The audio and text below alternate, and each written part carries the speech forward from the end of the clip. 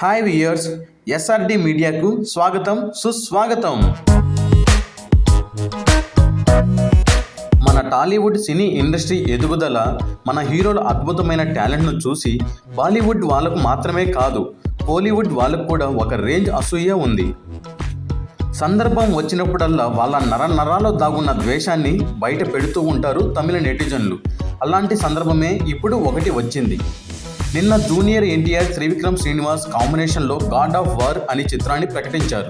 ఇది సుబ్రహ్మణ్య స్వామి జీవిత చరిత్ర ఆధారంగా తెరకెక్కిస్తున్నారు అనే సంగతి అందరికీ తెలిసిందే.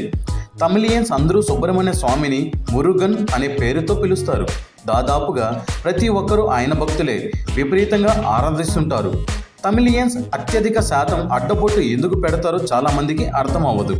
అది మురుగన్ స్వామి మీద భక్తితోనే ఆ అడ్డబొట్టు పెడుతుంటారు. అలాంటి స్వామి పాత్రలో తమ తమిళియన్ సూపర్ స్టార్స్ మాత్రమే కనిపించాలని వాళ్ళ కోరిక. కానీ ఆ పాత్రలో ఇప్పుడు జూనియర్ ఎన్టీఆర్ని వాళ్ళు అస్సలు తీసుకోలేకపోతున్నారు.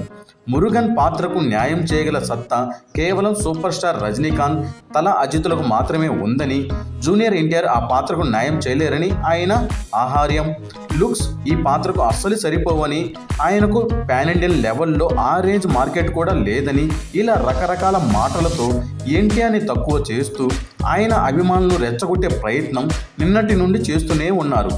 ఎన్టీఆర్ అభిమానులు కూడా తమిళ నెటిజన్స్ చాలా ధీటుగానే సమాధానం ఇస్తున్నారు.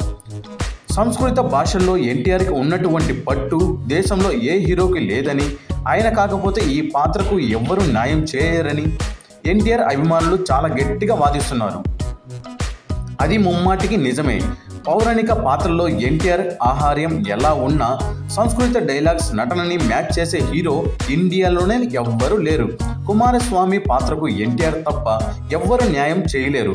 కాబట్టి అనవసరంగా ఇష్టం వచ్చినట్టు ఊహించుకొని గొడవలు పెట్టుకోకండి అంటూ నెటిజన్స్ సైతం ఎన్టీఆర్ ఫ్యాన్స్కు మద్దతుగా నిలిచారు.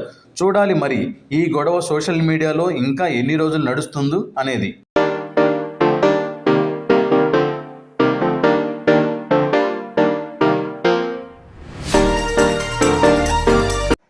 మరిన్ని వీడియోల కోసం ఎస్ఆర్డి మీడియాను సబ్స్క్రైబ్ చేసుకోండి. Thank you for watching.